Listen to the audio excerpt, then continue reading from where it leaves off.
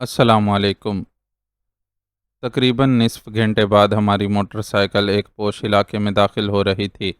یہاں بہت ہی خوبصورت کوٹھیاں اور بنگلے قطار در قطار نظر آ رہے تھے۔ ان کے اندر باہر خوبصورت پھلواریاں لگی ہوئی تھیں۔ صنوبر اور سیلون کے ناریل کے پیڑ بھی نظر آ رہے تھے۔ بید مشک کی بھی بہتات تھی۔ ایک دو بلاک چھوڑ کر ہم ہلکے آسمانی رنگ کے ایک بنگلے کے قریب پہنچے۔ میرے اعصاب یکدم تن گئے تھے۔ گرم چادر سے میں نے اپنے چہرے کو اچھی طرح ڈھانپ لیا تھا۔ میرے پورے وجود میں سنسناہٹ ہونے لگی تھی۔ جوش غضب سے میرے دل کی دھڑکنیں سینے کا پنجر توڑے ڈال رہی تھیں۔ گیٹ پر موجود ایک چوکیدار نے ہمیں دیکھتے ہی آہنی گیٹ کا ایک پٹ ذرا وا کر دیا۔ اسے یا تو ہماری متوقع آمد کے بارے میں بتا دیا گیا تھا یا پھر وہ موٹر سائیکل سوار کو جانتا تھا۔ اس نے موٹر سائیکل سیدھا اندر لے جا کر بنگلے کے وسطی چوبدار دروازے کے قریب پختہ روش پر روک دیا۔ میں نیچے اتر آیا۔ اس نے موٹر سائیکل سائیڈ سٹینڈ پر کھڑی کی۔ مجھے پورٹیکو میں گرے کلر کی ایک سوزوکی کار دکھائی دی۔ میں نے سرسری نگاہ کر بوجوار میں ڈالی اور اس کے ہمراہ 4-5 قدمچوں والی ماربل چپس کی سیڑھی چڑھتا ہوا مرکزی دروازے پر پہنچا۔ دروازہ کھلا ہوا تھا۔ اس نے ذرا دھکا دے کر وا کر دیا اور اندر داخل ہو گیا۔ میں بھی دھڑکتے دل کے ساتھ اندر داخل ہو گیا۔ سامنے نشست گاہ کا سنگل پٹ والا دروازہ نظر آیا جس کے اندر مجھے باتوں کی آوازیں سنائی دیں۔ وہ مجھے لیے اندر داخل ہوا۔ سامنے صوفوں پر 3 افراد اور 2 تیکھے نقوش والی لڑکیاں بیٹھی تھیں۔ 3 مردوں میں سے ایک میرے لیے اجنبی تھا، جبکہ 2 افراد پر نظر پڑتے ہی میری رگوں میں دوڑتا ہوا خون مثل آتش فشاں لاوا اگلنے لگا۔ ان میں سے ایک بشیر چیرا تھا جبکہ دوسرا کالا ناگ۔ میں نے اپنی گرم شال کے اندر ہی سے جیب میں ہاتھ ڈال کر اپنا میگارد نکال لیا۔ پھر جب تک وہ سنبھلتے میں نے شال الٹ دی۔ کالا ناگ اور بشیر چیرا کی نظر جیسے ہی مجھ پر پڑی وہ یک بیک ساکت ہو گئے۔ ان دونوں خبیثوں نے اسی طرح ہی اپنے مسلح خونی ہرکاروں کے ساتھ ہماری رہائش گاہ پر شب خون مارا تھا اور اب میں بھی انہیں اسی طرح جواب دینا چاہتا تھا۔ کالا ناگ، اب تم بھی اپنوں کو کھوتا دیکھو گے، میں نے جوش انتقام سے لرزتی آواز میں کہا تو اس کے دستے راست بشیر چیرا نے حرکت کی۔ وہ اپنی جیب سے کوئی ہتھیار نکالنا چاہتا تھا۔ میرے سر پر تو خون سوار تھا، میں بھلا اسے کب موقع دینے والا تھا، اور میرے میگارد نے ایک شعلہ اگلا اور 48 بور کی گولی نے بشیر چیرا کی پیشانی اڑا دی۔ صوفے پر موجود دونوں لڑکیاں ہراساں ہو کر چیخنے لگیں۔ میرے ساتھ آنے والے زمیندارہ ہوٹل کے استاد نے بھی جپٹنے کی کوشش کی، مگر میں نے اسے ایک لات رسید کر دی۔ وہ کالا ناگ کے قدموں میں جا گرا۔ صوفے پر بیٹھے اس کے دوسرے ساتھی نے خوفزدہ ہو کر بھاگنے کی کوشش کی تو میں نے اس کی ٹانگ پر گولی چلا دی جو اس کی ران پر لگی۔ وہ کرہ چیخ کے ساتھ قالین پر گرا اور زخمی ران پکڑے مارے اذیت کے کراہنے لگا۔ وہ دونوں فیشنیبل لڑکیاں ہسٹریائی انداز میں چیخے جا رہی تھیں، خاموش ہو جاؤ ورنہ تم دونوں کو بھی گولی سے اڑا دوں گا۔ میں نے ان دونوں کی طرف گھورتے ہوئے غضبناک لہجے میں کہا، میری تم لوگوں سے دشمنی نہیں، لیکن اگر کسی نے میرے آڑے آنے کی کوشش کی تو زندہ نہیں چھوڑوں گا۔ میرے ساتھ آنے والے کالے ناگ کا ساتھی اٹھنے لگا تو میں نے ایک عدد گولی اس پر بھی چلا دی جو اس کے دائیں بازو پر لگی۔ وہ بری طرح کراہ کر رہ گیا اور پھر اس نے حرکت نہ کی۔ کالا ناگ کے چہرے پر وحشت طاری تھی۔ وہ آنکھیں پھاڑے بڑی خوفناک نظروں سے مجھے گھور رہا تھا۔ اس اچانک صورتحال نے ایک لمحے کے لیے اسے بھی کسی حد تک اعصاب زدہ کر دیا تھا۔ اسے شاید میری اس اچانک کارروائی نے اچھی طرح باور کرا دیا تھا کہ میں اس وقت جوش انتقام سے مغلوب ہو رہا تھا۔ مد مقابل کی ذرا سی جنبش میری آتش غیظ کے لیے جلتی پر تیل ثابت ہو سکتی تھی۔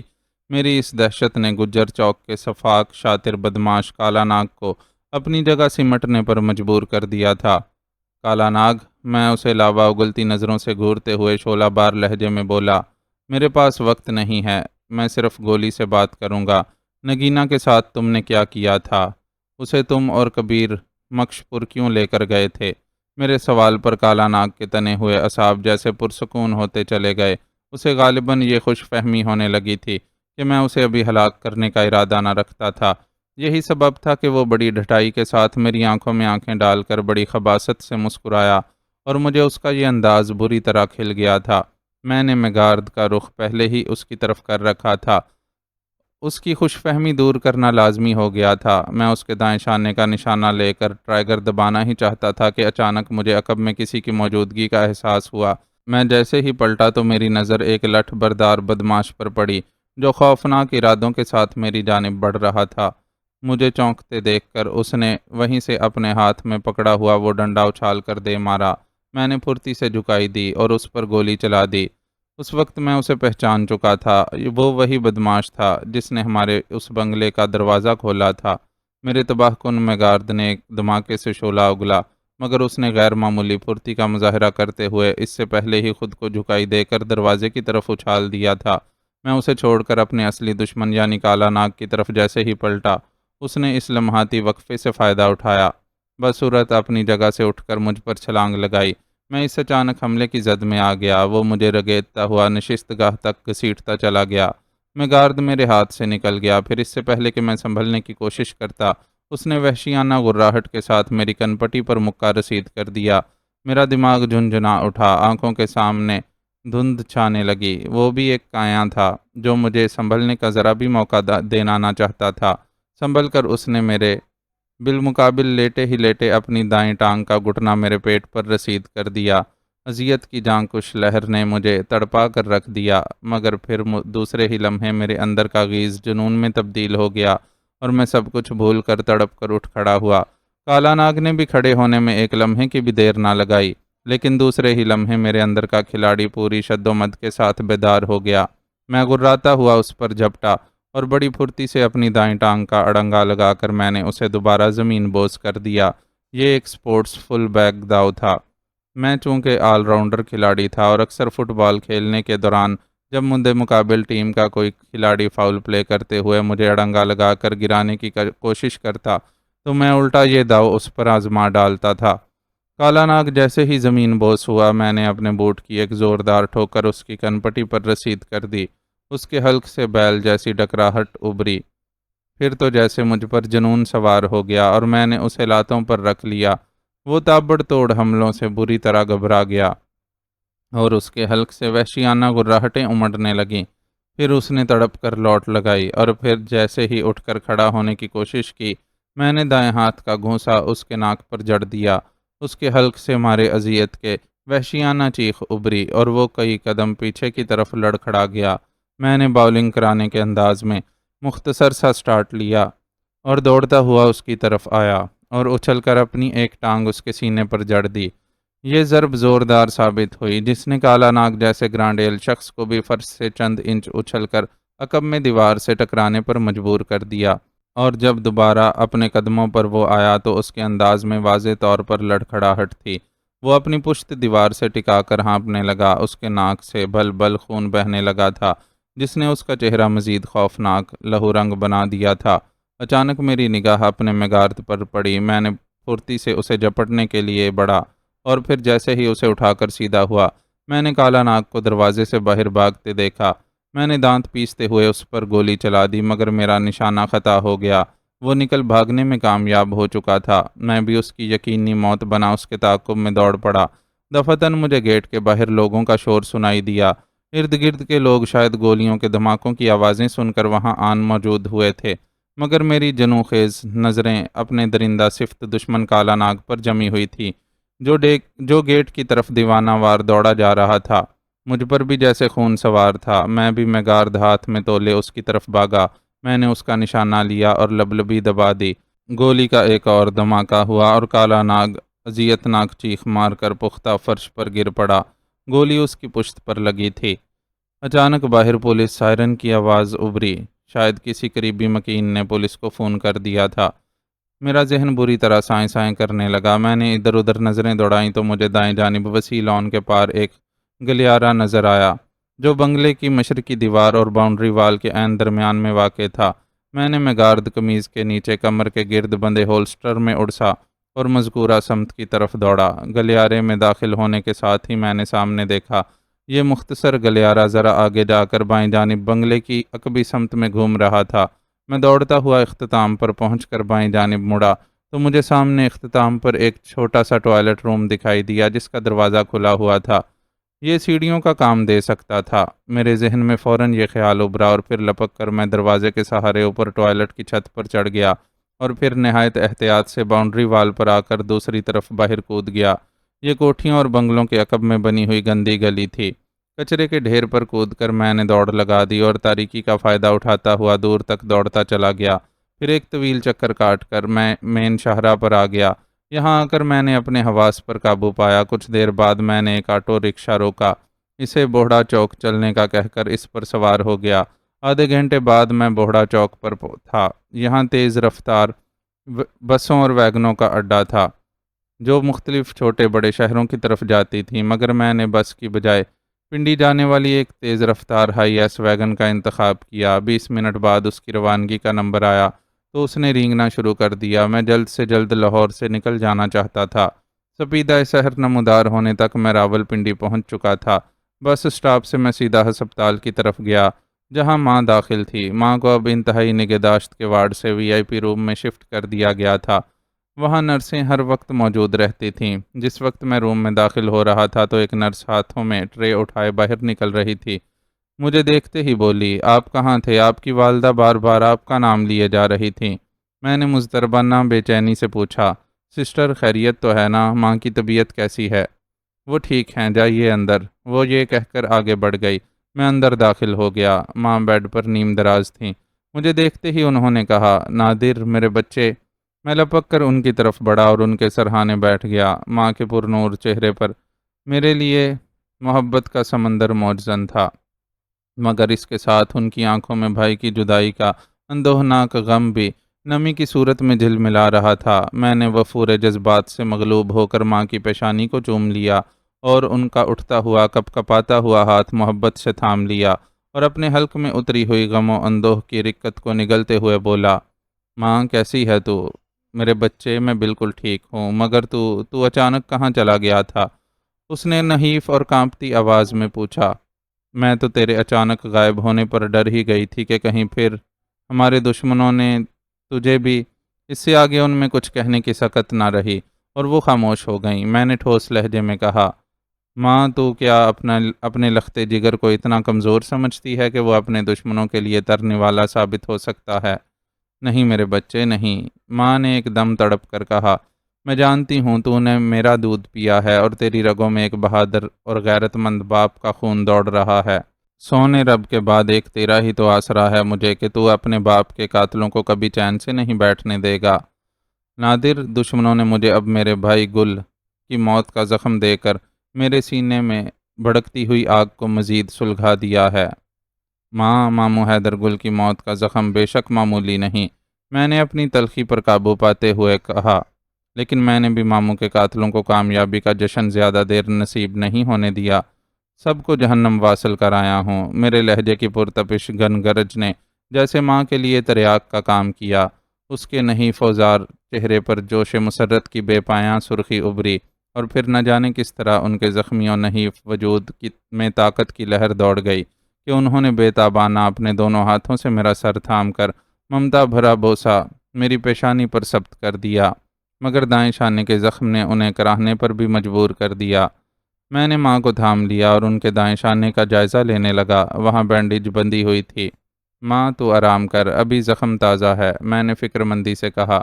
ماں نے ہونٹ بھینچ کر اپنے مضروب شانے کی تکلیف پر قابو پایا اور پھر تکیے پر دوبارہ سر رکھ کر بولی، یہ زخم تو پرانا ہو جائے گا بیٹے، اور ٹھیک بھی، لیکن دل کے اندر کے زخموں کا کیا کریں نادر بیٹے، کیونکہ وہ دونوں خبیث شیطان اور تیرے باپ کے قاتل، مجھے جھوٹے الزام میں عمر قید کی سزا دلانے والے وہ ازلی دشمن ابھی زندہ ہیں۔ ماں تو کیا سمجھتی ہے کہ میں ان دونوں کو بھول گیا ہوں؟ میں نے جوش بھری تمتماہٹ کے ساتھ کہا، وقت آنے دو ماں، میں ان دونوں دشمنوں کو تیرے قدموں میں لا کر تیری آنکھوں کے سامنے واصل جہنم کروں گا ایک دن۔ شاباش میرے شیر، تو نے واقعی آج میرے دودھ کا حق ادا کر دیا، لیکن ماں میں سمجھتا ہوں صرف موت ان دونوں کے لیے ناکافی ہوگی۔ میں نے سنسناتے ہوئے کاٹدار لہجے میں کہا، میں انہیں پرسکون موت کی نہیں بلکہ بھیانک زندگی کی سزا دوں گا۔ میں ان کی زندگی کو اس قدر سسکا دوں گا کہ انہیں صرف اور صرف اپنی موت میں پناہ نظر آئے گی اور وہ مجھ سے اپنی زندگی کی نہیں بلکہ موت کی بھیک مانگیں گے۔ میرے لفظوں سے نفرت و انتقام کے شعلے گویا پھوٹے پڑ رہے تھے، جن کی تپش کی حدت ماں کو جھاڑوں کی دھوپ جیسی راحت بخش رہی تھی۔ ماں دروازے پر آہٹ ہوئی۔ میں نے ذرا چونک کر دروازے کی طرف دیکھا۔ وہاں اعظم خان کھڑے ہم دونوں کو دیکھ کر مسکرا رہے تھے۔ کیا راز و نیاز ہو رہے ہیں ماں بیٹے میں؟ ہمیں اپنی طرف متوجہ دیکھ کر وہ مسکراتے ہوئے بولے، آئیے انکل تشریف لائیں۔ میں نے انہیں سلام کیا۔ یار کاکے تم کہاں غائب ہو گئے تھے اچانک؟ انہوں نے قریب آ کر مجھ سے پوچھا۔ انہیں اپنی کارگزاری کے بارے میں بتانا ضروری تھا، چنانچہ میں نے انہیں اپنی گزشتہ رات کی کارگزاری سے تفصیلاً آگاہ کر دیا۔ میری بات پر وہ کچھ چپ سے ہو گئے۔ خان صاحب، کہیں پولیس پھر میرے نادر کو نہ گرفتار کر لے، آپ کچھ کیجیے۔ ماں نے فکر مند لہجے میں اعظم خان سے کہا تو وہ تشفی دیتے ہوئے بولے، شبینہ تم فکر نہ کرو، وہ مفرور بدماش تھا۔ میں ابھی متعلقہ تھانے کی پولیس سے رابطہ کر کے انہیں ذمہ دارہ ہوٹل اور گلبرگ والے کالا ناگ کے بنگلے میں منشیات کے گوداموں کی تفصیل سے بھی آگاہ کر دیتا ہوں۔ یہ کہہ کر انہوں نے اپنا سیل فون نکالا۔ میں نے کسی خدشے کے تحت ان سے کہا، انکل کیا ڈائریکٹ پولیس سے رابطہ کرنا مناسب ہوگا؟ میری بات پر وہ مسکراتے ہوئے بولے، میں تمہاری بات سمجھ رہا ہوں، بے فکر رہو، میں اپنے پرسنل سیکرٹری کو اس معاملے میں باؤنڈ کر کے ضروری ہدایات دے رہا ہوں، وہ خود مناسب انداز میں اسے ڈیل کر لے گا۔ یہ کہہ کر انہوں نے اپنے کسی بہرام نامی سیکرٹری سے سیل فون پر رابطہ کر کے صورتحال کے بارے میں اسے بریف کیا اور چند ضروری ہدایات بھی دیں۔ ابھی وہ اس کام سے فارغ ہی ہوئے تھے کہ ڈاکٹر صاحب اندر داخل ہوئے۔ ان کے ہمراہ ایک نرس نے وائٹل سائن چیک کیا اور ان کی ریڈنگ بتائی، پھر میڈیکل فائل کا مطالعہ کرنے لگے۔ اس کے بعد انہوں نے اعظم خان سے مخاطب ہو کر کہا، اب ان کی کنڈیشن خاصی حد تک بہتر ہو چکی ہے، میں انہیں ڈسچارج کر رہا ہوں، البتہ ان کی چوتھے روز بینڈیج ہوتی رہنی چاہیے، 15ویں روز معاملے کے لیے او پی ڈی لا سکتے ہیں۔ تھینک یو ڈاکٹر صاحب، ہم آپ کے بہت شکر گزار ہیں، اعظم خان نے ممنونیت بھرے لہجے میں کہا۔ ہسپتال سے ڈسچارج ہو کر ماں میرے ساتھ مری واپس آ گئیں۔ اعظم خان بھی ہمارے ساتھ تھے۔ فضل چاچا کے بہیمانہ قتل کے بعد ان کی بیوی سکینہ بیچاری غم سے نڈھال تھی، مگر آفرین تھا اس عورت پر، وہ چند روز اپنے گاؤں میں گزار کر ہمیشہ کے لیے گرین لاج آ گئی تھی۔ اب وہ ماں کی دیکھ بھال پر مامور تھی۔ انکل اعظم خان واقعی ہمارے لیے ایک فرشتہ صفت انسان ثابت ہوئے تھے۔ ماں نے مجھے ان کے بارے میں تفصیلاً آگاہ کرتے ہوئے بتایا کہ وہ در حقیقت ماموں حیدر گل کے ہی دوست نہیں، میرے مرحوم باپ قادر علی خان کے پرانے اور بچپن کے دوست تھے، اور بلا شبہ انہوں نے دوستی کا حق ادا کیا تھا، بلکہ کر رہے تھے، اگرچہ بعض سیاسی حوالوں سے ان کی ذات سے متعلق کچھ مشکوک قسم کی سرگرمیوں کی دبے لفظوں بازگشت سنتا رہتا تھا، لیکن میں نے اس حوالے سے کبھی کوئی دلچسپی نہیں لی تھی اور نہ ہی میں اس کی ضرورت محسوس کرتا تھا۔ بہرطور ٹال کو آگ لگنے کے بعد جن دو اشخاص نے اس سلسلے میں میرے کاروبار کو سنبھالا دیا، وہ دو افراد تھے، انکل اعظم خان اور دوسرا شخص مینیجر مشتاق سیال، بلکہ بقول انکل اعظم خان کے ٹال کی نئے سرے سے تعمیر میں مینیجر مشتاق سیال کی شبانہ روز محنت اور توجہ کا دخل زیادہ تھا۔ یہ وہی شخص تھا جس کی احمقانہ گفتگو اور حرکتوں کے باعث میں اکثر جھلا جایا کرتا تھا۔ ایک دن بھی ایسا نہیں گزرا تھا کہ جب وہ مریض پنڈی ہسپتال میں ماں کی خیریت پوچھنے نہ آیا تھا۔ ٹال کے حادثے کے بعد سے میں کچھ ایسے دیگرگوں حالات کا شکار رہا تھا کہ اس کی دوبارہ نئے سرے سے تعمیر کا خیال تک میرے دل و دماغ سے نکل گیا تھا، حتیٰ کہ مجھے یہ بھی یاد نہ رہتا تھا کہ کب وہ آ کر مجھ سے ٹال کی تعمیر کے سلسلے میں چیک وغیرہ سائن کروا کر لے جایا کرتا تھا۔ اسی طرح جب اسے میرے اور ماں کے ہسپتال سے گرین لاج آنے کی خبر ہوئی تو وہ دوڑا چلا آیا اور ٹال کی تعمیر و مرمت کے سلسلے میں ایک ایک پائی کا حساب مجھے دکھایا۔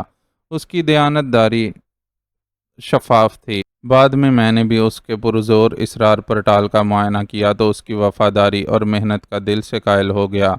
ایک دن جب میں ٹال کے دفتر میں اپنی ریوالونگ چیئر پر براجمان میز پر جھکا کچھ اعداد و شمار کرنے میں مصروف تھا کہ اچانک مجھے دروازے پر کسی کی موجودگی کا احساس ہوا۔ میں نے سر اٹھا کر دیکھا تو سامنے مشتاق سیال کھڑا تھا۔ اس کے چہرے پر خوشی اور آنکھوں میں آنسو تھے۔ وہ جانے کب سے خاموشی کے ساتھ کھڑا مجھے کام میں مگن دیکھے جا رہا تھا۔ ارے آؤ چاچا جی، کھڑے کیوں ہو، بیٹھو، میں نے مسکرا کر کہا۔ پھر قدرے چونک کر دیکھا، تم رو کیوں رہے ہو؟ میں نے اب اسے مینیجر کی بجائے چاچا جی کہنا شروع کر دیا تھا، اور وہ رجسٹر سینے سے لگائے آگے بڑھا اور میرے سامنے کی کرسی پر بیٹھتے ہوئے لرزیدہ آواز میں بولا، چھوٹے صاحب، آپ کو آج دوبارہ اس کرسی پر بیٹھا دیکھ کر مجھے خوشی بھی ہو رہی ہے اور دکھ بھی۔ بڑے صاحب یعنی ماموں حیدر گل بھی یہاں بیٹھا کرتے تھے، اللہ انہیں جنت نصیب کرے۔ بہت بڑے آدمی تھے، بڑے لوگ تھے جی۔ وہ اپنا مخصوص تکیہ کلام نہیں بھولا تھا، مگر پھر جیسے اسے فوراً یاد آ گیا تو کہ مجھے اس کے تکیہ کلام سے سخت چڑ تھی، لہٰذا فوراً ہی قدرے شرمندہ ہو کر بولا، معافی چاہتا ہوں چھوٹے صاحب، آپ بھی بڑے لوگ ہیں۔ مجھے بے اختیار ہنسی آ گئی اور میں ملائمت سے بولا، چاچا جی، ماموں حیدر گل کے بعد واقعی ٹال سونا سونا لگ رہا ہے، لیکن یہ بھی حقیقت ہے کہ آپ کی وجہ سے میرے دل کو کافی سہارا ہوا ہے، ورنہ میں تو بھول ہی گیا تھا۔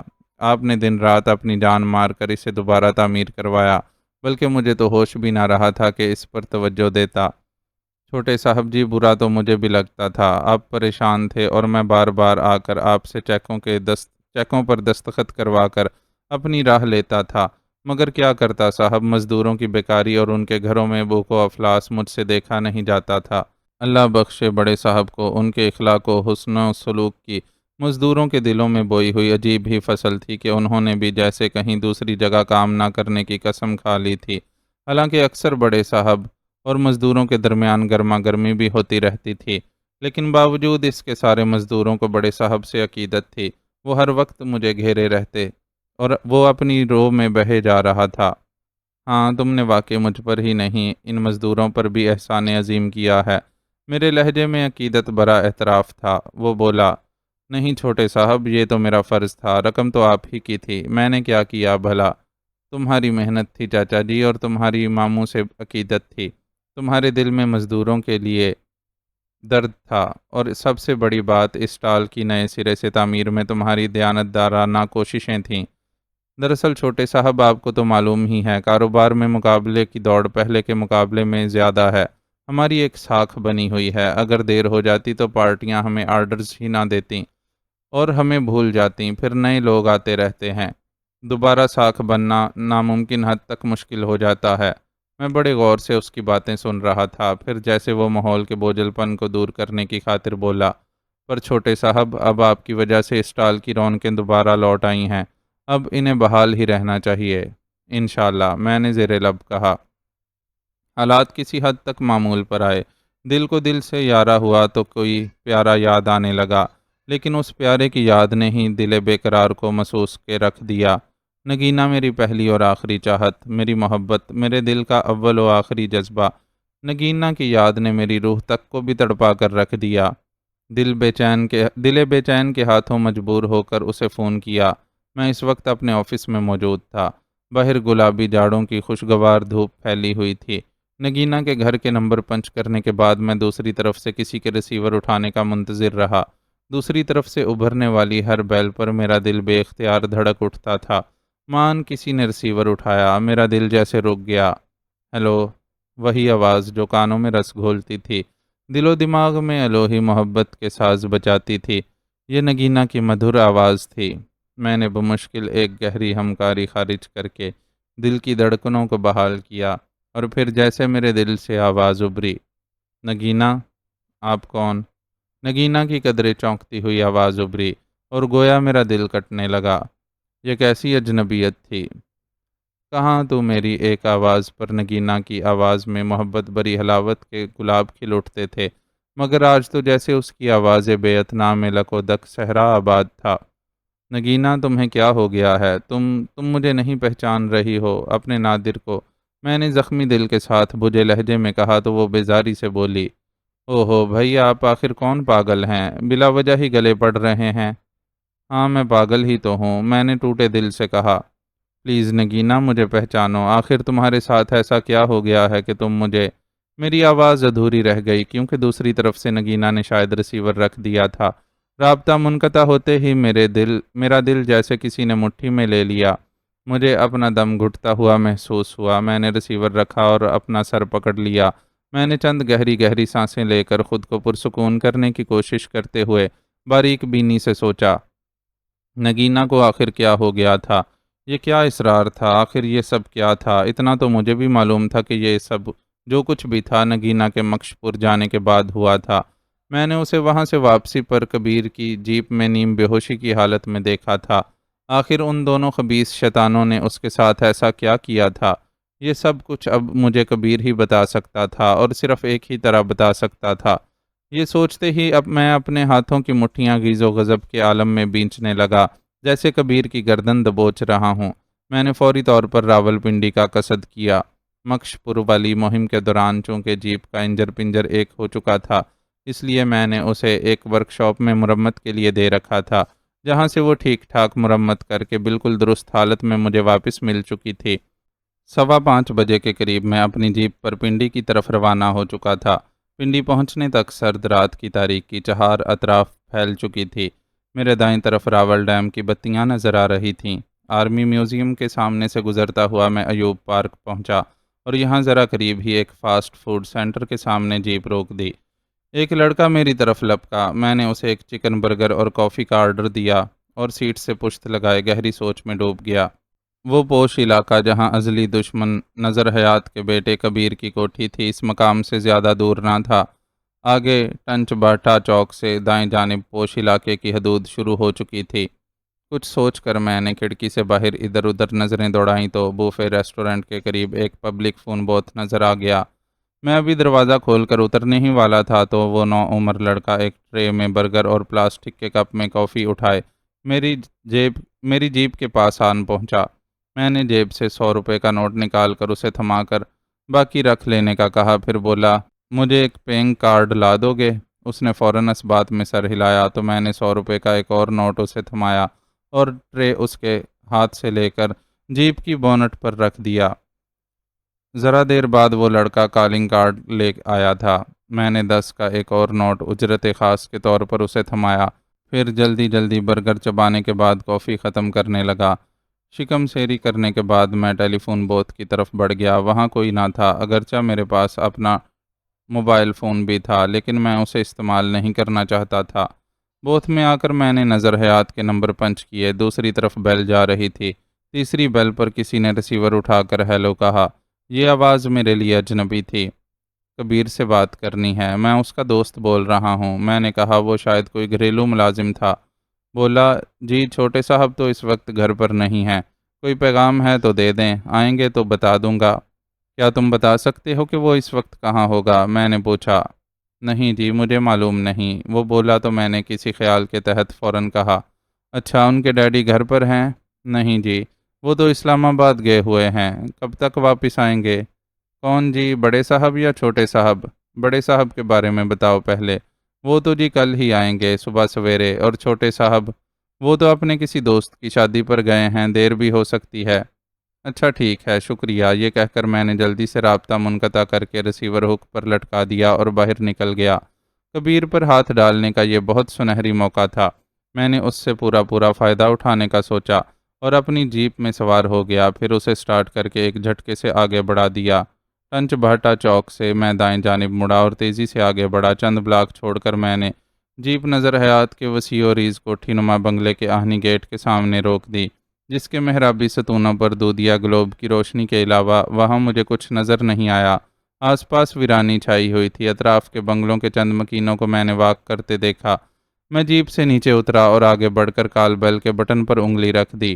ذرا دیر بعد ایک چمرخ سے شخص نے ذیلی گیٹ کھول کر جھانکا۔ میں نے اس سے پہلے کرب و جوار میں کسی ذی نفس کی غیر موجودگی کا اطمینان کرتے ہی اپنی جیب سے بھاری دستے والا میگارد نکال کر ہاتھ میں پکڑ لیا، لہٰذا جیسے ہی اس نے اپنا سر باہر نکال کر مجھے پہچاننے یا دیکھنے کی کوشش کی، میں نے اس کی صحت دیکھتے ہی ذرا ہولا ہاتھ رکھ کر آہنی دستے سے اس کی کنپٹی پر وار کیا اور اس کے حلق سے اوک کی مخصوص آواز نکلی اور وہ اندر پختہ روش پر گرا۔ اس کے انٹا غفیل ہوتے ہی میں اندر داخل ہو گیا، ذیلی دروازہ بند کر دیا۔ ملازم بے سود پڑا تھا۔ میں نے عقابی نظروں سے کرب و جوار میں دیکھا۔ پختہ روش کے دو اطراف لون تھا، جہاں ذرا فاصلوں پر الیکٹرک پائپوں کے بنے پول نصب تھے، جن پر نصب کچھ گلوب روشن تھے۔ پورٹیکو ویران تھا، ملازم کے سوا شاید اور کوئی اندر موجود نہ تھا، اور فون ریسیو بھی اس نے ہی کیا تھا۔ یہ سوچ کر میں نے بے سود ملازم کو کاندھے پر ڈالا اور مرکزی دروازے کی طرف بڑھا۔ دروازہ ظاہر ہے اندر سے کھلا ہوا تھا۔ میں اسے آہستگی سے دھکیلتا ہوا اندر داخل ہو گیا۔ سامنے شاہانہ طرز کی نشست گاہ تھی۔ بنگلہ ویران تھا۔ میں نے سب سے پہلے بے ہوش ملازم کو ایک صوفے پر ڈالا اور جتنی جلدی مختلف کمروں میں جھانک کر کسی دوسرے کی موجودگی کی تسلی کر سکتا تھا وہ میں نے فوراً کر ڈالی۔ اس کے بعد نائلون کی ایک مضبوط ڈوری نما رسی تلاش کر کے میں نے بے ہوش ملازم کے ہاتھ پاؤں باندھ کر منہ میں کپڑا ٹھونس کر اسے ایک تاریک کمرے کے اٹیچ باتھ میں لے جا کر بند کر دیا۔ میں ذرا سستانے کے لیے صوفے پر بیٹھا، پھر اٹھ کر گیٹ کے قریب آیا۔ گیٹ کے اندرونی ستونوں پر نصب ایک الیکٹرک ریموٹ کنٹرول سسٹم دیکھ کر جان گیا کہ بنگلے کا کوئی بھی مکین جن کے پاس ریموٹ کنٹرول موجود ہو باہر سے ہی کار میں بیٹھے بیٹھے گیٹ کھول کر بآسانی اندر داخل ہو سکتا تھا، لیکن مجھے بہرحال خود ہاتھوں سے گیٹ کھولنا پڑا۔ پھر اپنی جیپ میں سوار ہو کر میں جیپ اندر لے آیا۔ اندر لا کر میں نے جیپ اس طرح دیوار کی آڑ میں کھڑی کی کہ باہر سے آنے والے کی اس پر فوراً نگاہ نہ پڑ سکے۔ اس کام سے فارغ ہونے کے بعد میں بڑے آرام سے اتر کر دوبارہ اندر نشست گاہ میں آ کر بیٹھ گیا۔ اب میں اپنے شکار کبیر کا منتظر تھا۔ میرے لیے میدان صاف تھا۔ بقول ملازم کے نظر حیات تو اسلام آباد دفان ہو چکا تھا اور اس کی آمد صبح سے پہلے ممکن نہ تھی، جبکہ کبیر اپنے کسی دوست کی شادی اٹینڈ کرنے گیا ہوا تھا۔ نائٹ فنکشن تھا، اس لیے اس کی واپسی دیر سے ہو سکتی تھی۔ میں نے صوفے پر بیٹھے بیٹھے رسٹ واچ میں وقت دیکھا۔ 10 بجنے والے تھے، تاہم مجھے اندازہ تھا کہ اس کی واپسی میں ابھی بہت وقت باقی تھا۔ ایک خدشہ یہ بھی تھا کہ وہ نہ آیا تب مشکل ہو سکتی تھی۔ یہ سنہری موقع ہاتھ سے نکل جاتا، وقت کا ضیاع بھی ہوتا، ماں الگ میرے لیے پریشان ہو رہی ہوتی۔ ویسے تو میں نے انہیں بتا دیا تھا کہ میں اپنے کسی دوست کی دعوت پر ہوں اور دیر ہو سکتی ہے، فون کر دوں گا۔ لہٰذا جب 11 بج گئے تو ماں سے سیل پر رابطہ کرنے ہی والا تھا کہ اچانک سیل فون کی بیل گنگنائی۔ ماں نے رابطہ کیا تھا۔ میں نے سیل فون کان سے لگا کر کہا، ہیلو ماں، تو پریشان ہوگی؟ ہاں میرے لال، تو کہاں ہے؟ ابھی تک آیا کیوں نہیں؟ ماں کے لہجے سے گہری فکر مندی ظاہر ہو رہی تھی۔ ماں میں جہاں بھی ہوں بالکل ٹھیک ہوں، میں نے کہا، تم میری فکر نہ کر، میں اپنے دوست کے پاس ہوں، شاید کل ہی آؤں۔ ماں سے جھوٹ بولتا ہے، مجھے تیرے لہجے سے مسرت کی بو آ رہی ہے، جیسے تو اس وقت میرے دشمنوں کے سینے پر بیٹھا مونگ دل رہا ہو۔ ماں نے عجیب پرجوش لہجے میں کہا۔ تو مجھے ماں کے اندازے پر حیرت ہوئی، تاہم میں نے بھی مسکرا کر معنی خیز لہجے میں کہا، ہاں ماں، بس ایسا ہی کچھ ہے، میں دشمنوں کی نیندیں حرام کرنے میں مگن ہوں۔ نادر میرے لال، اپنا خیال بھی رکھنا، ماں نے ممتا بھری حلاوت سے کہا۔ تو بے فکر رہ ماں، میں نے ایک بہادر ماں کی کوکھ سے جنم لیا ہے، میری تو جائے پیدائش بھی مصائب کی جگہ رہی ہے، مجھے کچھ نہیں ہوگا۔ اچھا پھر ٹھیک ہے میرے بچے، اللہ تیرا حامی و ناصر ہو، ماں نے کہا، اور میں نے سیل فون آف کر کے جیب میں رکھ لیا۔ جب رات کے 12 بج گئے تو میری بے چینی میں اضافہ ہونے لگا۔ میں اب مایوس سا ہو گیا تھا، لیکن میں ابھی جانا نہیں چاہتا تھا۔ میں نے بڑی مشکلوں سے کبیر کے خلاف بڑی کامیابی کے ساتھ جال پھیلایا تھا جو رائیگاں جاتا نظر آ رہا تھا۔ جب 12:20 ہوئے تو اچانک ٹیلی فون کی گھنٹی بج اٹھی۔ میں بری طرح بدک گیا۔ ٹیلی فون سیٹ میرے دائیں جانب ایک فینسی سٹینڈ پر دھرا ہوا تھا۔ دوسری بار بیل گنگنائی۔ دم بخود سناٹے اور اعصاب شکن خاموشی میں ٹیلی فون کی ہر بار بجنے والی بیل دھماکے کی طرح میرے دل و دماغ میں گونج رہی تھی۔ میں شش و پنج میں تھا۔ بالآخر میں نے ذرا کھسک کر صوفے پر بیٹھے بیٹھے ریسیور اٹھا کر کان سے لگایا۔ میرے کچھ بولنے سے پہلے ہی دوسری طرف سے کبیر کی آواز ابھری، شمسو، ڈیڈی تو نہیں آئے ابھی تک؟ میں فوراً سمجھ گیا وہ ملازم شمسو تھا جسے میں نے بے ہوش کرنے کے بعد رسن بستہ حالت میں دوسرے کمرے کے اٹیچ باتھ میں بند کر دیا تھا۔ بہر طور میں نے آواز بدل کر مختصر کہنے کی کوشش کی، نہیں جی چھوٹے صاحب، وہ تو صبح ہی آئیں گے۔ یہ کہتے ہوئے میرا دل تیزی سے دھڑکنے لگا۔ تمہاری آواز کو کیا ہوا ہے؟ اس نے قدرے چونک کر پوچھا۔ میں نے اپنے وجود کے پرجوش ارتعاش پر قابو پاتے ہوئے کہا، بس جی ٹھنڈا گرم پی لیا تھا اس لیے آواز ذرا بیٹھ گئی ہے۔ تم اپنی ندیدوں والی عادت نہیں چھوڑو گے؟ وہ بولا۔ اچھا سنو، تم گیٹ کو آٹومیٹک لاک کر کے چلے جاؤ، مجھے آنے میں ذرا دیر ہو جائے گی۔ جواباً میں نے جی اچھا کہا تو دوسری طرف سے رابطہ منقطع کر دیا گیا۔ میں نے ریسیور رکھ دیا۔ میرا ذہن تیزی سے سوچ رہا تھا۔ اس کے فون سے یہی اندازہ ہوتا تھا کہ اس نے دیر سویر ضرور آنا تھا، لیکن میری سمجھ میں یہ نہیں آ رہا تھا کہ آخر اس نے شمسو کو چلے جانے کا کیوں کہا تھا۔ میں زیادہ دیر نہیں سوچ سکا اور خود کو پرسکون کرنے کے لیے میں نے ایک گہری سانس لے کر اپنا سر صوفے کی پشت سے ٹکا دیا اور آنکھیں موند لیں۔ ٹھیک 1 بجے باہر مجھے کسی گاڑی کے انجن کی گرگراہٹ سنائی دی۔ میں بری طرح چونکا اور یکدم صوفے سے اترا، دروازے کی دوسری طرف دوڑا اور باہر نکلنے کے بجائے اس کی متوازی جھری سے اپنی ایک آنکھ چپکا دی۔ میں نے دیکھا ہنی گیٹ کے دونوں پٹ دھیرے دھیرے خودکار انداز میں واہ ہو رہے تھے، اور پھر ایک کار میں نے اندر داخل ہوتے دیکھی۔ میرا دل جیسے سائیں سائیں کرتی کنپٹیوں میں دھڑکنے لگا۔ کار کی اگلی نشست پر مجھے کبیر بیٹھا نظر آیا، مگر اس کے ہمراہ ایک خوبرو عورت بھی براجمان تھی۔ ظاہر ہے وہ میرے لیے اجنبی ہی رہی ہوگی۔ میں کبیر کے تنہا آنے کی توقع کیے بیٹھا تھا، مگر ایک عورت کو دیکھ کر میں الجھ سا گیا۔ میں نے دونوں کو کار سے اترتے دیکھا۔ میں نے عورت کو بغور دیکھا۔ وہ مجھے آنٹی ٹائپ کی عورت نظر آ رہی تھی۔ عمر اس کی 35-40 کے قریب ہی نظر آتی تھی۔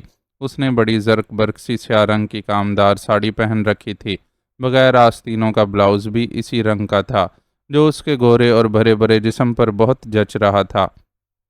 اس نے بیش قیمت جیولری پہن رکھی تھی، گھنے بالوں کا جوڑا بنا کر سیاہ مہین جالی میں کرینے سے لپیٹ رکھا تھا۔ پیروں میں اونچی پینسل ہیل والے سینڈل تھے۔ چہرے کے نقش موٹے مگر جاذب نظر تھے۔ اس نے واقعی اپنی سج دھج میں ایڑی چوٹی کا زور لگا رکھا تھا۔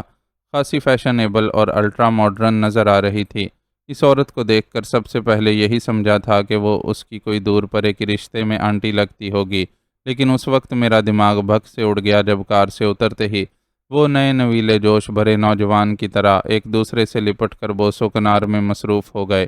وہ کبیر سے 15-20 سال بڑی ہی تھی، بلکہ دونوں ماں بیٹا ہی نظر آتے تھے۔ میں نے ان پر لعنت بھیجی۔ وہ آپس میں ذرا دیر کی بے قرار اٹکیلیوں کے بعد ایک دوسرے کے ساتھ چپکے ہوئے مرکزی دروازے کی طرف بڑھے تو مجھ پر ایک اور انکشاف ہوا۔ دونوں پیے ہوئے تھے اور نشے میں بری طرح دھت تھے۔ میں یکدم دروازے سے ہٹ گیا۔ میں چھپنے کے لیے پہلے ہی ایک جگہ منتخب کر چکا تھا، چنانچہ بجلی کسی تیزی کے ساتھ مذکورہ گوشے کی طرف لپکا۔ یہ خفیہ گوشہ لمبے چوڑے ریفریجریٹر اور 41 انچ کے پروجیکشن ٹی وی کے عقب میں تھا۔ یہاں فلاور وال بھی تھی اور مصنوعی پھولوں کے تختے بھی۔ ایک بھس بھرے چنگاڑتے ہوئے تیندوے کا مجسمہ بھی تھا۔ اب میں وہاں دم سادے بیٹھ گیا۔ میری ٹھٹکی ہوئی نظریں دروازے پر لگی ہوئی تھیں۔ پھر دروازہ کھلا اور دونوں ہاتھوں میں ہاتھ ڈالے بدمست کہکہے لگاتے اندر داخل ہوئے۔ ان دونوں کو باہم پیوست دیکھ کر اچانک میرے ذہن میں ایک خیال ابھرا، اور پھر میں نے نہایت آہستگی کے ساتھ اپنا سیل فون نکال لیا۔ اس میں مووی کیمرہ بھی تھا۔ کسی اچانک خیال کے تحت میں نے ان کی مووی بنانا شروع کر دی۔ میڈم آج تو دل کھول کر پیار کروں گا میں تمہیں، بالکل فری سٹائل۔ کبیر کی لڑکھڑاتی آواز ابھری۔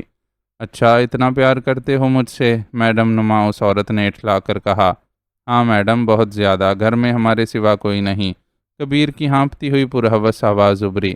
اس نے عورت کو خود سے ذرا پرے دھکیلا مگر اس کی ساڑی کا پلو پکڑ لیا۔ عورت بھی ترنگ میں تھی۔ وہ کمرے کے وسط میں بچھے قالین پر گول گھومتی چلی گئی اور ساڑی اس کے بڑے بدن سے کھلتی چلی گئی۔ کبیر اس کے نیموریاں بھرے بھرے گداز جسم کو بڑی ہوسناک نظروں سے دیکھے جا رہا تھا۔ پھر وہ اسے جھپٹنے کے لیے بڑھا مگر وہ عورت کھنکتی ہنسی کے ساتھ اس کی پہنچ سے دور ہو گئی۔ اس کے ہاتھ میں ایک پرس تھا۔ وہ ہنستی ہوئی بھاگ کر ایک کمرے میں داخل ہو گئی اور دروازہ بند کر دیا۔ پلیز میڈم مجھے اتنا مت تڑپاؤ، باہر نکلو، کبیر نے دروازہ پیٹتے ہوئے بھررائی ہوئی آواز میں کہا تو اندر سے عورت کی کھنکتی ہوئی آواز ابھری۔ ذرا ٹھہر جاؤ، میں پوری تیاری کے ساتھ باہر آتی ہوں۔ میں صرف خاص پوز کے مناظر قید کرنا چاہتا تھا، لہٰذا اس عورت کے باہر نکلنے کا منتظر تھا۔ تھوڑی دیر بعد وہ عورت نکلی تو اسے دیکھ کر میرے دل میں بڑی ہلچل ہونے لگی۔ میں نے ایک بار پھر مووی ریکارڈنگ آن کر دی۔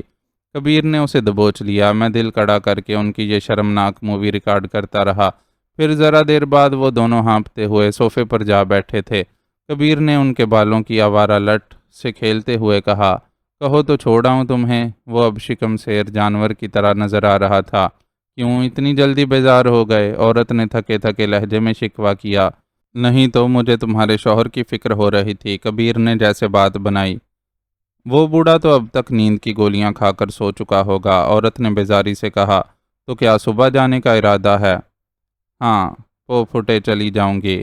ارے نہیں بابا، صبح تو ڈیڈی آن دھمکیں گے اور ملازم بھی آ جائیں گے۔ چلو میں تمہیں چھوڑ آتا ہوں۔ ہاں ذرا تھکن اتار لوں، عورت نے کہا۔ پھر ذرا سستانے کے بعد وہ اپنی ساڑی پہننے لگی۔ اس لڑکی کا کیا بنا جس سے تم شادی کرنا چاہتے تھے؟ کیا نام بتایا تھا؟ ہاں یاد آیا، نگینا۔ وہ عورت ساڑی پہننے کے دوران کبیر سے بولی۔ نگینا کے ذکر پر میرے کان یکدم کھڑے ہو گئے۔ کبیر جواباً مسکرا کر بولا، ہاں ہماری عنقریب منگنی ہونے والی ہے اور جلد شادی بھی متوقع ہے۔ کبیر کی بات پر میرے اندر زلزلے سے ابھرنے لگے۔ مگر تم تو کہہ رہے تھے کہ وہ مان کے ہی نہیں دے رہی۔ اس نے آخر میں ساڑی کا پلو درست کرتے ہوئے کہا۔ ہاں، پہلے تو یہ بیل منڈے نہیں چڑھ رہی تھی، وہ بتانے لگا، اور میں سائیں سائیں کرتی سماعتوں کے ساتھ ہمتن گوش رہا۔ مگر پھر میں نے ایک ایسا چکر چلایا کہ وہ بیچاری اپنے عاشق نامراد کو ہی دل سے نکال بیٹھی۔ اچھا، ایسا کیا چکر چلایا تم نے؟ عورت ساڑی پہننے کے بعد اس کے قریب صوفے پر گرنے کے انداز میں بیٹھتے ہوئے بولی۔ کبیر بھی ہنوز نشے کی حالت میں تھا، بتانے لگا، میں اسے اپنے ایک دوست کے ساتھ مکش پور لے گیا تھا۔ وہاں ایک آروب نامی عامل رہتا تھا جو در حقیقت وادی کیلاش سے تعلق رکھتا ہے۔ وہ خود کو کیلاشیوں کا روحانی پیشوا بتاتا ہے۔ مکش پور میں وہ ایک طویل ریاضت کے سلسلے میں رہتا تھا۔ نگینا کا اس نے میری اماں پر ایک خاص عمل کے ذریعے برین واش کر ڈالا۔ یوں وہ اپنے محبوب نادر علی کو بالکل فراموش کر بیٹھی۔ مگر اس طرح تو نگینا پھر کسی کو بھی نہیں پہچان پا رہی ہوگی، مثلاً اپنے ماما پاپا وغیرہ کو؟ عورت نے پوچھا۔ نہیں، آروب نامی اس کیلاشی روحانی پیشوا نے اپنے ایک عمل کے ذریعے اس کا پارٹیالی برین واش کیا تھا، یعنی اس کے دل و دماغ سے صرف اس کے محبوب کی یاد محو کر دی تھی، جبکہ وہ اپنے پاپا اور دیگر لوگوں کو اچھی طرح پہچانتی ہے۔ اوہ، اس نے مصنوعی تعصب کے اظہار میں سر ہلایا اور بولی، یہ تو تم نے اس کے عاشق اور اپنے رقیب کے ساتھ بہت ستھرا کام کیا ہے، بلکہ اگر یہ کہوں کہ دونوں کے ساتھ ہی کیا ہے تو غلط نہ ہوگا۔ ویسے یہ کیا جادو ہے؟ ارے نہیں، کبیر نے لڑکھڑاتی آواز میں کہا، یہ جادو نہیں بلکہ سائنس ہے، تحلیل نفسی یا پھر سجیشن کا کھیل، بلکہ کارستانی ہے۔ آخر میں اس کا لہجہ قدرے فخریہ ہو گیا تھا۔ وہ عورت کچھ نہیں بولی، محض اس بات میں سر ہلا کر رہ گئی۔ چند لمحے خاموش رہی، پھر یکا یک کبیر اٹھ کھڑا ہوا۔ اس کا رخ ایک کمرے کی طرف تھا۔ کہاں چلے؟ اس کی ساتھی نے بھویں اچکا کر اسے دیکھا۔ جواب میں کبیر نے سیدھے ہاتھ کی چھوٹی انگلی فضا میں بلند کر کے فحش اشارہ کیا اور دروازے کے اندر غائب ہو گیا۔ چند منٹ کے بعد وہ لوٹا تو اس کا چہرہ بھیگا ہوا تھا۔ وہ شاید پانی کے چھینٹے چہرے پر مار کر آیا تھا۔ چلو اب میں تمہیں چھوڑ آتا ہوں، اس نے عورت کو مخاطب کیا تو وہ بھی فوراً صوفے سے اٹھ کھڑی ہوئی۔ اس کا نشہ بھی باقی تھا، اس لیے اس کے قدموں میں ہلکی سی لڑکھڑاہٹ تھی، جبکہ کبیر مستحکم قدموں کے ساتھ چل رہا تھا۔ میں ان دونوں کو جاتا دیکھتا رہا تھا۔ میرا مقصد بغیر ہنگامہ آرائی کے پورا ہو گیا تھا۔ نگینا کی کیفیت کی وجہ مجھے معلوم ہو گئی تھی۔ نگینا کے ساتھ ہونے والے عمل کے بارے میں سوچتے ہوئے میرے دماغ میں دھماکے ہو رہے تھے، آنکھوں کے آگے جیسے شرارے پھوٹنے لگے تھے۔ وہ دونوں باہر نکل چکے تھے۔ میں نے اپنے منتشر حواس پر بمشکل قابو پایا، اگرچہ میرا جی تو چاہ رہا تھا کہ اسی وقت بشیر چیرا اور کالا ناگ کی طرح کبیر کو بھی سفر آخرت پر روانہ کر دوں، لیکن کچھ سوچ کر میں نے اس ارادے کو عملی جامہ نہیں پہنایا۔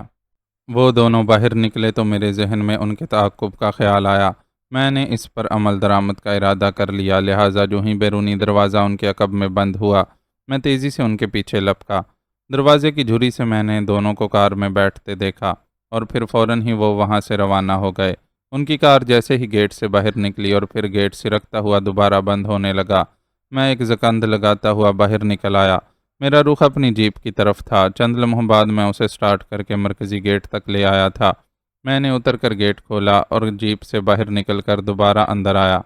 دروازے کے سسٹم کو آپریٹ آٹو پر کر کے میں باہر آیا اور جیپ میں سوار ہو کر بہت دور کار کی سرخ بتی کے پیچھے روانہ ہو گیا۔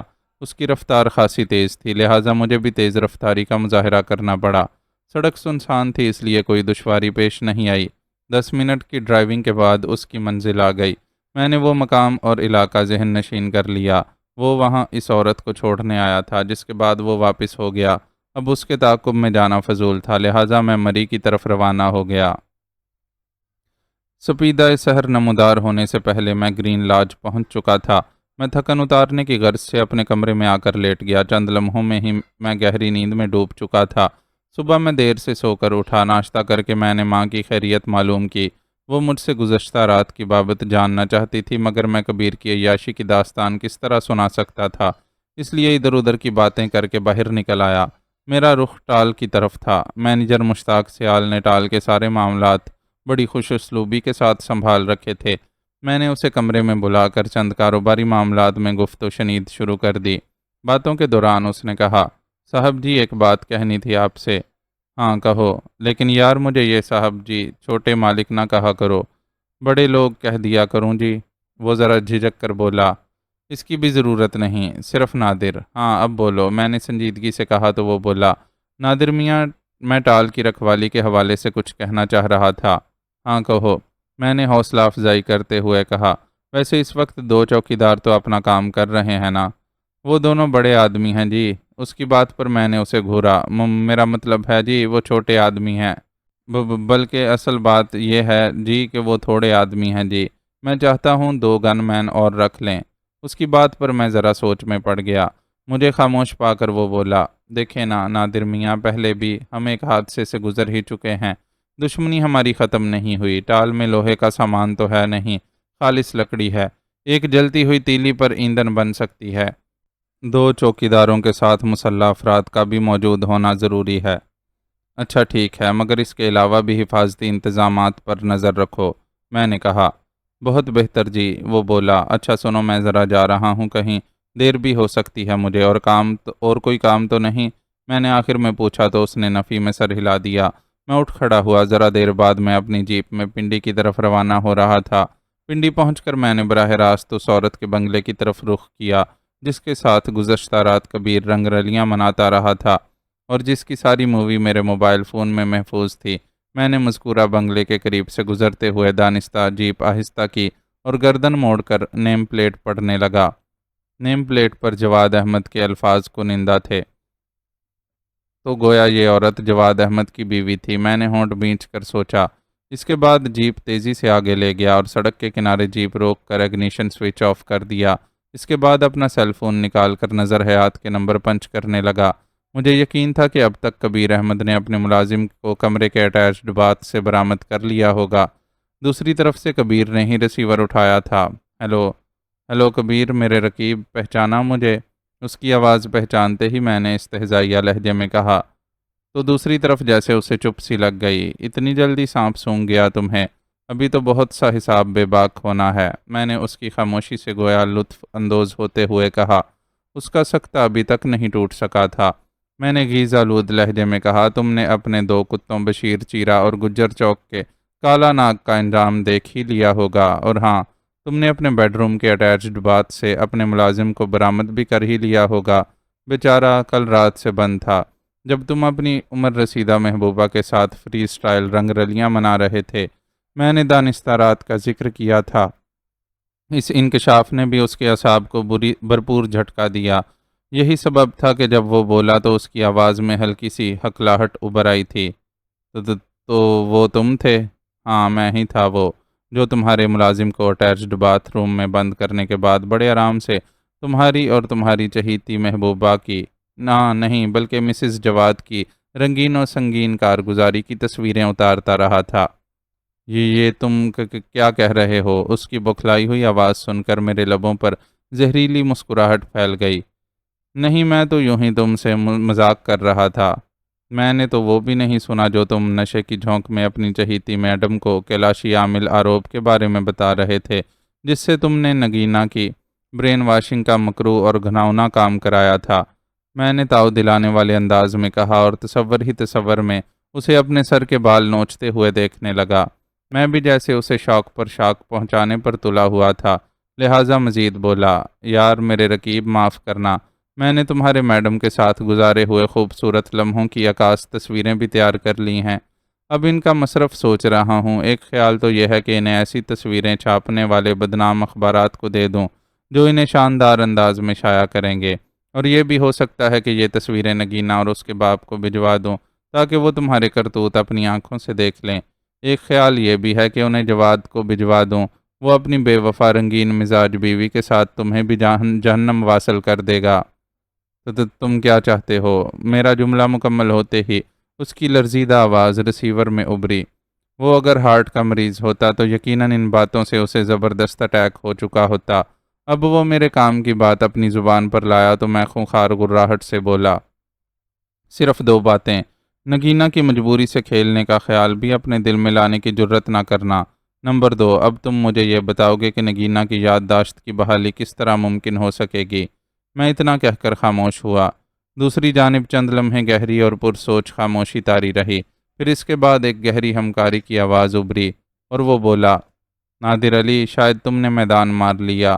اس کی آواز میں اگرچہ شکست خوردگی تھی، لیکن مجھے اس میں کینچلی بدلنے والے سانپ کی سی مکاری کی بھی بو آنے لگی، جو شکار کو نگلنے کے لیے دم سادے پھن سکیڑ کر مٹی میں منہ رکھ لیتا ہے۔ کام کی بات کرو، ابھی ایسے بہت میدان کھلے پڑے ہیں، میں نے پھنکارتے ہوئے کہا۔ ہاں مجھے منظور ہے، اس کی آواز میں واضح طور پر لرزش تھی۔ کہاں تو وہ میری آواز سنتے ہی کسی خارش زدہ کتے کی طرح بھونکنا شروع کر دیتا تھا، اور آج اس کے لبوں سے آواز تک نہیں نکل پا رہی تھی۔ اب آئے ہو تم پہاڑ کے نیچے، میں نے استہزائیہ انداز میں کہا، پھر لہجہ بدل کر گہری سنجیدگی سے بولا، میں ان سب میں سے کچھ بھی نہیں کروں گا، تم صرف نگینا کی جان چھوڑو اور اس پر کیے گئے اپنے عمل کو ہٹانے کا بندوبست کرو۔ میں اس کی زبان لڑکھڑانے لگی۔ اچھا اچھا ٹھیک ہے، شاید اسے یاد آ گیا تھا کہ اس کی آناکانی اس کے لیے کس قدر بھیانک ثابت ہو سکتی تھی، مگر مجھے اس کے لیے تو نگینا کو وادی کیلاش لے جانا پڑے گا، کیونکہ وہ عامل وہیں رہتا ہے، وہی اس کا علاج کر سکے گا۔ کیوں وادی کیلاش کیوں؟ میں نے غرا کر کہا۔ اس کی ذہنی حالت تباہ کرنے کے لیے تم اسے مکش پور لے کر گئے تھے، اب اس کی بحالی کے لیے تم مجھے وادی کیلاش کی کہانی سنا رہے ہو۔ تم یقین کرو میں سچ بول رہا ہوں۔ میری غراہٹ کے جواب میں اس کی گھگیائی ہوئی آواز ابھری۔ عامل آروب اپنی طویل ریاضت کے بعد واپس کیلاش جا چکا ہے، اب اس سے وہیں ملاقات ہوگی۔ یہ کہہ کر وہ ایک لمحے کے لیے چپ ہوا، پھر ذرا ہچکچاتے ہوئے دوبارہ بولا، نگینا چونکہ تمہیں نہیں پہچان پا رہی، اس لیے میرے کہنے پر وہ گھومنے پھرنے کے بہانے تیار ہو سکتی ہے، پھر وہاں پہنچ کر ہم اس کیلاشی عامل آروب سے ملاقات کریں گے، وہ نگینا کی ذہنی رو بحال کر دے گا۔ میرے پاس اس کی بات کا یقین کرنے کے علاوہ دوسرا راستہ نہیں تھا، نہ چاہتے ہوئے بھی میں نے کہا، رائٹ، مجھے بتاؤ یہ سفر کس طرح اختیار کرنا ہوگا؟ بائی ایئر، وہ بولا، یہاں سے ہمیں پہلے بائی ایئر پشاور سے چترال جانا پڑے گا، وہاں ایک چھوٹے سے چترالی قصبے ایون سے گزر کر کیلاش جانا پڑے گا، وہاں سے پیدل 2 گھنٹے لگ سکتے ہیں، اگر کرائے کی جیپ وغیرہ مل جائے تو یہ سفر آدھے گھنٹے میں بھی طے ہو سکتا ہے۔ کیا کیلاش کی وادی ایون سے اتنی ہی نزدیک ہے؟ میں نے پوچھا۔ ہاں، ایون کو وادی کیلاش کا دروازہ بھی کہتے ہیں۔ اچھا ٹھیک ہے، میں اس کی معلومات سے مروب ہوئے بغیر بولا، آروب کیلاش میں کون سی بستی یا قصبے میں ملے گا؟ کیلاش آگرم میں۔ تو تم نگینا کو لے کر فوری طور پر کب روانہ ہو سکتے ہو؟ میں نے فوراً مطلب کی بات کی۔ 15-20 دنوں بعد پروگرام۔ کیا 15-20 دن؟ میں اس کی بات کاٹ کر چلایا، تمہارے پاس صرف 24 گھنٹے ہیں، میں نے وحشت امیز لہجے میں کہا۔ 25ویں گھنٹے کے شروع ہوتے ہی تمہاری بربادیوں کے سلسلے کا آغاز ہو جائے گا، ان 24 گھنٹوں میں تمہیں یہاں سے روانہ ہو جانا ہے، سمجھے؟ میرے سرد اور حتمی انداز نے اسے پریشان کر دیا۔ اتنے لمبے اور دشوار گزار سفر کے لیے صرف 24 گھنٹے، یہ بہت کم ہیں۔ تو پھر ایسا کرو، میرے ٹال پر آ جاؤ، اب باقی باتیں وہی ہوں گی۔ ٹھہرو، وہ چلایا، کم از کم 2 دن تو دے دو، میں نے تیاری بھی کرنی ہے اور نگینا کو بھی رضامند کرنا ہے۔ کیوں، نگینا کو رضامند کرنے میں کیا مشکل ہے؟ میں نے زہریلے طنز سے کہا، وہ تو اب تمہاری منگیتر ہی بننے والی ہے، جس کے بعد پٹ سے شادی ہونے والی ہے، پھر بھی اس قدر جلدی وہ کیسے تیار ہو سکے گی؟ مجھے اس کو رضامند کرنے کے لیے کچھ نہ کچھ تو بنیادی کام کرنا ہوگا، اس نے منت آمیز انداز میں کہا۔ ایک لمحے کے لیے میں نے سوچا اس کی بات مان کر وقت کو دگنا کر دوں، مگر دوسرے ہی لمحے میں نے دباؤ برقرار رکھنے کا فیصلہ کر لیا۔ یہ تمہارا مسئلہ ہے، میں نے تم سے اس کی برین واشنگ کرانے کے لیے نہیں کہا تھا، یہ تمہارا کیا دھرا ہے، اسے تم خود ہی بھگتو گے۔ یہ کہہ کر میں نے فون بند کر دیا۔ مجھے یہ بھی خدشہ تھا کہ کہیں سمپولیا کوئی چال بھی چل سکتا تھا، اس لیے میں اسے کم سے کم وقت دینا چاہتا تھا۔ اس کے بعد متلاشی نظروں سے ادھر ادھر دیکھتا ہوا آہستہ روی سے ڈرائیو کرنے لگا۔ جلد ہی مجھے ایک بارونق شاپنگ مال نظر آ گیا، اس کے باہر گاڑیوں کی بڑی تعداد موجود تھی۔ میں نے جیپ وہیں پارک کی اور دونوں ہاتھ جیب میں ڈال کر ٹہلنے کے انداز میں واپس روانہ ہو گیا۔ میرا رخ جواد احمد کے گھر کی طرف تھا۔ میں اپنی جیپ وہاں نہیں لے جانا چاہتا تھا۔ میں بے فکروں کے سے انداز میں ٹہلتا ہوا جواد احمد کے بنگلے کے سامنے پہنچ کر ذرا رکا، پھر انٹرکام سسٹم پر نصب کال بیل پر انگلی رکھ دی۔ میرا خیال تھا کہ اندر سے کوئی ملازم یا چوکیدار وغیرہ باہر نکلے گا۔ ذرا ہی دیر بعد انٹرکام کے اسپیکر سے ایک نسوانی آواز ابھری۔ کون ہے؟ میں نے اس آواز کو پہچاننے کی کوشش کی۔ میرا اندازہ تھا کہ وہ گزشتہ شب والی عورت کی آواز تھی۔ مجھے مسز جواد احمد سے ملنا ہے، میں نے کہا۔ مجھ سے ملنا ہے؟ کس سلسلے میں؟ کون ہو تم؟ اس نے یہ کہہ کر میری تسلی کر دی تھی کہ وہی مسز جواد ہے، اور میں اب اس کی آواز بھی اچھی طرح پہچان چکا تھا۔ وہ وہی تھی جس کے ساتھ کبیر رنگ رلیاں مناتا رہا تھا۔ جی میڈم، مجھے آپ ہی سے ملنا ہے، مگر آپ مجھے نہیں جانتی اور نہ ہی میں آپ کو اپنا نام بتاؤں گا، میں نے کہا۔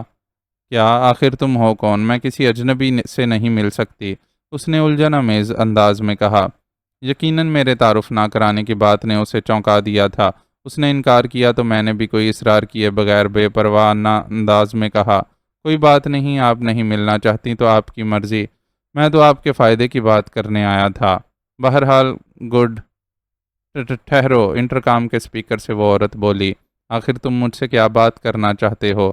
معاف کیجیے گا میڈم، یہ گفتگو اس طرح انٹرکام پر نہیں ہو سکتی، یہ خود آپ کے لیے نقصان دہ ہو سکتی ہے۔ بس اتنے اشارے کو کافی سمجھیں کہ میں آپ کے دوست کبیر سے متعلق کوئی اہم بات کرنا چاہتا ہوں۔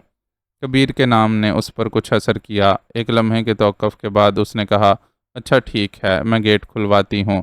میں نے تفہیمی انداز میں سر ہلایا۔ خود بخود ہی میرے ہونٹوں پر عجیب سی مسکراہٹ ابھر آئی تھی۔ چند لمحے بعد ذیلی گیٹ کھلا اور ایک ادھیڑ عمر مگر صحت مند سی ملازمہ نے اندر کھڑے کھڑے ذرا جھک کر مجھے دیکھتے ہوئے کہا، اندر آ جائیں۔ میں نے اندر قدم رکھ دیا۔ ماربل چپس کی پختہ روش کے دائیں جانب لان میں مسز جواد نظر آئی۔ وہ وہاں موجود بیت کی کرسیوں میں سے ایک پر پرنخوت انداز میں بیٹھی تھی۔ یقیناً مجھے اندر بلانے کے بعد وہ وہاں آ کر بیٹھی ہوگی۔ میں نے اس کی طرف قدم بڑھا دیے۔ جھاڑوں کی خوشگوار دھوپ لان میں پھیلی ہوئی تھی۔ وہ بڑے غور سے میری طرف تکے جا رہی تھی۔ اس کے چہرے پر اضطراب اور الجھن صاف نظر آ رہے تھے۔ مجھے اندازہ ہو رہا تھا کہ اس وقت اس کا شوہر گھر پر موجود نہیں تھا، ورنہ کبیر کا حوالہ سن کر مجھے وہ فوری طور پر اندر نہ بلاتی، بلکہ کوئی اور وقت یا مقام طے کرتی۔ اس نے نفیس مگر سادہ گھریلو لباس زیبتن کیا ہوا تھا۔ عمر رسیدہ ہونے کے باوجود اس کا فگر نہایت پرکشش تھا۔ بیٹھو۔ میرے قریب پہنچنے پر اس نے دھیمے لہجے میں کہا۔ اس کی تیز نظریں میرے چہرے پر جمی ہوئی تھیں۔ ہاں، اب کہو، کیا کہنا چاہتے تھے تم مجھ سے؟ میرے نشست سنبھالتے ہی اس نے براہ راست گفتگو کا آغاز کرنا چاہا۔ مجھے حیرت ہوئی کہ اس وقت وہ ملازمہ ہمارے قریب کھڑی تھی جو مجھے صدر دروازے سے لے کر اس تک لائی تھی۔ میرے اندازے سے وہ ملازمہ کم اور مسز جواد کی رازدار سہیلی زیادہ دکھائی دے رہی تھی۔ یہ لمحاتی تجزیہ تھا جو میں نے بیٹھتے بیٹھتے کر لیا۔ اس کے باوجود میں اس کی موجودگی میں مطلب کی بات نہیں کرنا چاہتا تھا۔ میں نے ملازمہ کی طرف دیکھا اور مسز جواد میری نگاہوں کا مفہوم بانپ گئیں۔ اس نے سر کی خفیف حرکت سے ملازمہ کو وہاں سے ہٹ جانے کا اشارہ کیا۔ وہ مؤدبانہ انداز میں روانہ ہو گئی۔ میں نے ہولے سے کھنکار کر اس کے چہرے کی طرف دیکھا اور بولا، آپ کے شوہر کیا کرتے ہیں اور وہ اس وقت کہاں ہیں؟ وہ پہلے ہی میری طرف سے ایک اضطراب آمیز پریشانی میں مبتلا تھی۔ میرے اس سوال نے اسے مزید کھولا دیا۔ وہ چڑ کر بولی، تمہیں اس سے کوئی غرض نہیں ہونی چاہیے، مگر مجھے اس سے غرض ہے کیونکہ میں دیکھنا چاہتا ہوں آخر کبیر جیسے امیر کبیر باپ کے بیٹے نے آپ کو بلیک میل کرنے کا کیوں سوچا؟ شاید وہ آپ کو موٹی اسامی سمجھتا ہے، اس لیے۔ میں پراسرار انداز میں دھیرے دھیرے بولا تو وہ بے اختیار چونک اٹھی۔ بلیک میل؟ اور وہ بھی کبیر مجھے کرنا چاہتا ہے؟ جی ہاں، میں نے اس بات میں گردن ہلائی اور نہایت رازدارانہ لہجے میں مزید بولا، اس نے آپ کی غیر اخلاقی اور شرمناک تصاویر تیار کرائی ہیں۔ میرے الفاظ نے گویا بم دھماکہ کیا۔ وہ اپنی نشست پر اچھل پڑی تھی۔ ایک لمحے کو اس کے چہرے پر زردی نظر آئی، دوسرے ہی لمحے وہاں برہمی کی سرخی نظر آنے لگی۔ کیا بکواس ہے یہ تم کیا کہہ رہے ہو؟ میں نے کوئی جواب نہیں دیا، بس خاموشی سے مسکراتی نظر سے اسے دیکھنے لگا۔ کوئی جواب نہ پا کر شاید وہ مزید جھلا گئی، مگر اس کا دوسرا سوال نہایت معقول تھا، تمہیں کیسے معلوم ہوا؟ اس سوال نے بتا دیا کہ وہ اس معاملے میں پوری طرح دلچسپی لے رہی تھی۔ اس نے مجھے خود بتایا ہے، میں نے سرسراتی آواز میں کہا تو اس کے چہرے پر بے یقینی پھیل گئی۔ آپ یقیناً گزشتہ شب اس کے ساتھ تھیں، تب اس نے خفیہ کیمرے کی مدد سے عریاں تصاویر فلم بند کی ہیں۔ میں اس کا گہرا دوست ہوں، اس لیے اس نے اس کارنامے سے نہایت فخریہ انداز میں مجھے آگاہ کر کے یہ ارادہ ظاہر کیا کہ وہ ان کی مدد سے آپ کو بلیک میل کرے گا۔ میں ابھی اس سے بات کر کے کنفرم کرتی ہوں، اس نے منمناتی ہوئی آواز میں کہا اور قریب رکھی دوسری کرسی پر موجود اپنے موبائل کی طرف ہاتھ بڑھایا ہی تھا کہ میں نے ہاتھ اٹھا کر اسے روکا۔ اس کا کوئی فائدہ نہیں کیونکہ وہ تمام تصویریں ماں نیگیٹو میرے پاس ہیں۔ میں نے دوست کی پشت میں چھرا گھونپ کر یہ کام کیا ہے۔ اس کا بڑھتا ہوا ہاتھ رک گیا۔ میری بات ختم ہوئی تو وہ نفرت انگیز نظر سے مجھے گھورنے لگی۔ تو گویا اب تم مجھے بلیک میل کرو گے؟ ہرگز نہیں محترمہ، میں نے ٹھوس لہجے میں اس کے پریشان حال چہرے پر نظریں مرکوز کرتے ہوئے کہا۔ مجھے کبیر کی یہ حرکت انتہائی غیر اخلاقی اور مکروہ محسوس ہوئی تھی، اس لیے میرے ضمیر نے گوارا نہیں کیا کہ وہ ان سے کوئی فائدہ اٹھائے، اور ویسے اگر آپ کو بلیک میل کرنا مقصود ہوتا تو میں آپ کو یہ سب بتانے کی بجائے آپ سے موٹی رقم کا مطالبہ کر رہا ہوتا۔ میری اس بات پر مسز جواد کے چہرے پر ایک تاثر ابھرا۔ اپنی عریاں تصاویر کے ذکر پر بھی اس کا چہرہ یکدم سرخ ہو رہا تھا۔ لاؤ پھر وہ نیگیٹو اور تصاویر میرے حوالے کر دو، اس نے میری طرف ہاتھ بڑھا کر کہا۔ بالکل، میں وہ آپ کے حوالے کر دوں گا، لیکن ایک شرط پر۔ میں نے اس کے اب سرخ پڑتے چہرے پر نظریں مرکوز کرتے ہوئے کہا۔ کیسی شرط؟ اس کی نگاہوں میں شک کی پرچھائیاں لہرانے لگیں۔ آپ کے چہرے پر جو شرم کی سرخی ہے، اس سے بڑھ کر ایک مشرقی عورت کا کوئی زیور نہیں ہوتا۔ آپ اپنی اس شرم کی قسم کھا کر وعدہ کریں کہ آئندہ آپ اپنے نفس پر کنٹرول رکھیں گی، اپنے شوہر سے بے وفائی کی مرتکب نہیں ہوں گی۔ میں نے ایک ایک لفظ پر زور دیتے ہوئے اور اپنی گفتگو کا اثر دیکھنے کے لیے اس کے چہرے پر نگاہوں کو مرکوز رکھتے ہوئے کہا۔ وہ شاید سمجھی تھی کہ میرا وعدہ میرے کسی ذاتی لالچ پر مبنی ہوگا، مگر میری اس فرمائش پر وہ ہکا بکا رہ گئی۔ پھر اس کے چہرے اور آنکھوں میں میرے لیے تشکر اور احترام کی جھلک ابھری۔ لمحاتی توقف کے بعد وہ عجیب انداز میں بولی، آپ کو میرے وعدے پر کس طرح یقین آئے گا؟ یہ کہتے ہوئے اس کے لبوں پر پہلی بار ہلکی سی مسکراہٹ ابھری تھی۔ ممکن ہے کہ آپ سے نیگیٹو اور تصاویر لینے کے بعد میں پھر اسی روش پر چل نکلوں۔ سورج کہاں سے طلوع ہوتا ہے؟ میں نے اچانک اس سے پوچھا۔ مشرق سے۔ اس کی آنکھوں میں دلچسپی کی جھلک ابھری۔ پورا یقین ہے آپ کو؟ ہاں، بس تو سمجھے مجھے بھی آپ کے وعدے پر اتنا ہی کامل یقین ہوگا، میں نے کہا، کیونکہ وعدہ آپ نہیں، آپ کے اندر کی عورت کرے گی، جو اس وقت احساس ندامت کی سرخی بن کر آپ کے چہرے سے عیاں ہو رہی ہے۔ میری اس بات پر اچانک ہی مسز جواد کی آنکھیں چھلک پڑیں۔ میں نے کہا نا، آپ کے اندر کی عورت ابھی زندہ ہے، پلیز اسے زندہ رہنے دیں۔ اس نے کوئی جواب نہیں دیا۔ اس کی آنکھوں سے آنسو نکل کر رخساروں پر بہنے لگے تھے۔ اس نے سر جھکا لیا، پھر کچھ دیر بعد بھرائی ہوئی آواز میں بولی، آپ نیک دل انسان معلوم ہوتے ہیں، تاہم میں آپ کی خواہش شاید پوری نہ کر سکوں۔ اس نے عجیب سے لہجے میں کہا اور میں ہکا بکا اس کی صورت تکنے لگا۔ کبیر کی حد تک تو میں آپ کی بات مان لیتی ہوں، کیونکہ اس نے نہایت گھٹیا پن کا ثبوت دیا ہے، مگر وہ چپ ہو گئی۔ میں اس کے بولنے کا منتظر رہا۔ کئی لمحے گزر گئے اور اس کی خاموشی نہ ٹوٹی، تو میں نے اسے مخاطب کیا، مگر کیا؟ میرے لہجے میں خود بخود ہی ہلکی سی تلخی در آئی تھی۔ معزز ناظرین و سامعین، لائک، کمنٹس اور شیئر ضرور کریں۔ شکریہ۔